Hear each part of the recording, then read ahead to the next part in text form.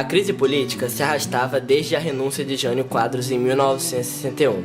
O vice de Jânio era João Goulart, que assumiu a presidência num clima político adverso. O governo de João Goulart, de 1961 a 1964, foi marcado pela abertura às organizações sociais. Estudantes, organizações populares e trabalhadores ganharam espaço, causando a preocupação de classes conservadoras como, por exemplo, os empresários, banqueiros, igreja católica, militares e classe média. Todos temiam o magnado no Brasil, para o lado socialista. Vale lembrar que neste período o mundo vivia o auge da Guerra Fria. Este estilo populista e de esquerda chegou a gerar até mesmo uma preocupação nos Estados Unidos, que junto com as classes conservadoras brasileiras temiam um golpe comunista. Os partidos de oposição, como a UDN e o PSD, acusavam Jango de estar planejando um golpe de esquerda e de ser o responsável pela carestia e pelo desabastecimento que o Brasil enfrentava. No dia 13 de março de 1964, João Goulart realiza um grande comício na Central do Brasil, onde defende as reformas de base. Neste plano, Jango prometia mudanças radicais na estrutura agrária, econômica e educacional do país. 6 dias depois, em 19 de março, os conservadores organizaram uma manifestação contra as intenções de Jango. Foi a Marcha da Família com Deus pela Liberdade, que reuniu milhares de pessoas pelas ruas do centro da cidade de São Paulo. O clima de crise política e as tensões sociais aumentavam a cada dia. No dia 31 de março de 1964, tropas de Minas Gerais e São Paulo saem às ruas. Para evitar uma guerra civil, Jango deixa o país, refugiando-se no Uruguai. Os militares tomam o poder. Em 9 de abril é decretado o Ato Institucional número 1. Este caça mandatos de políticos opositores ao regime militar e tira a estabilidade de funcionários públicos. Castelo Branco dissolveu os partidos e vários parlamentares federais e estaduais tiveram seus mandatos cassados. Cidadãos tiveram seus direitos políticos e constitucionais cancelados e os sindicatos receberam intervenção do governo militar. Em seu governo foi instituído o bipartidarismo. Só estavam autorizados o funcionamento de 2 partidos, MDB e Arena.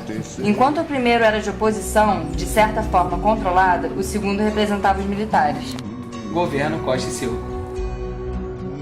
Em 1967, assume a presidência o general Arthur da Costa e Silva, após ser eleito indiretamente pelo Congresso Nacional.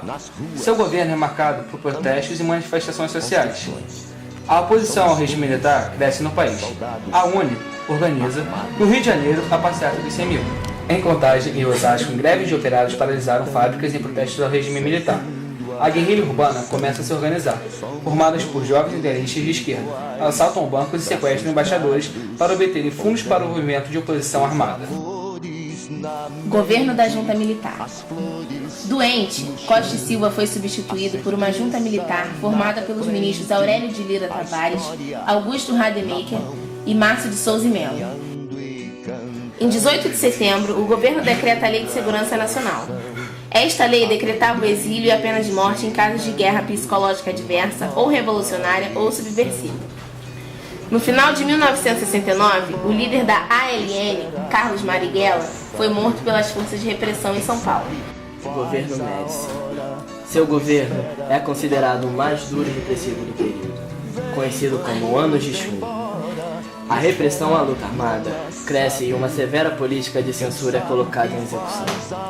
Jornais, revistas, livros, peças de teatro, filmes, músicas e outras formas de expressão artística são censuradas.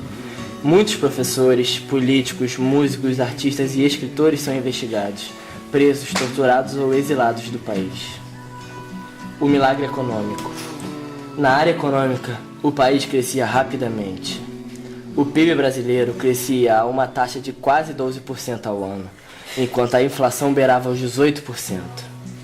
Com investimentos internos e empréstimos do exterior, os empréstimos estrangeiros geravam uma dívida externa elevada para os padrões econômicos do Brasil. O país avançou e estruturou uma base de infraestrutura. Todos esses investimentos geraram milhões de empregos pelo país. Algumas obras consideradas faraônicas foram executadas, como a rodovia Transamazônica e a ponte Rio-Niterói. Governo Geisel. Em 74, assume a presidência o general Ernesto Geisel, que começa um lento processo de transição rumo à democracia. Seu governo coincide com o fim do milagre econômico e com a insatisfação popular em altas taxas. A crise do petróleo e a recessão mundial interferem na economia brasileira, no momento em que os créditos e empréstimos internacionais diminuem.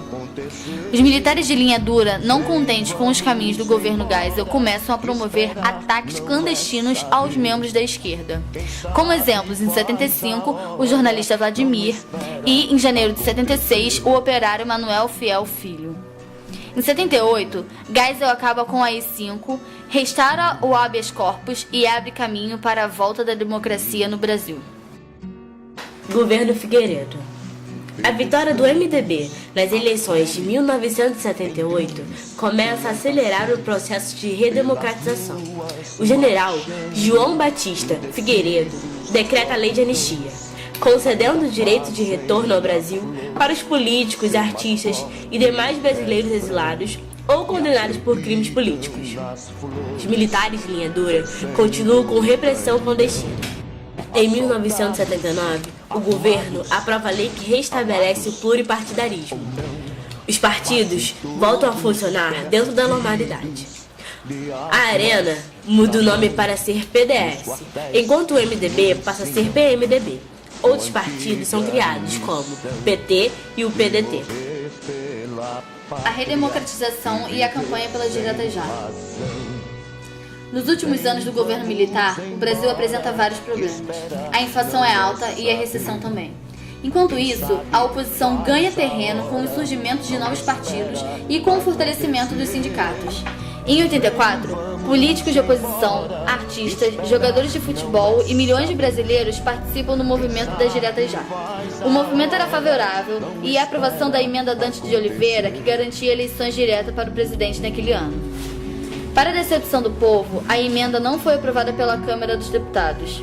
No dia 15 de janeiro de 85, o colégio eleitoral escolheria o deputado Tancredo Neves, que concorreu com Paulo Maluf como novo presidente da República.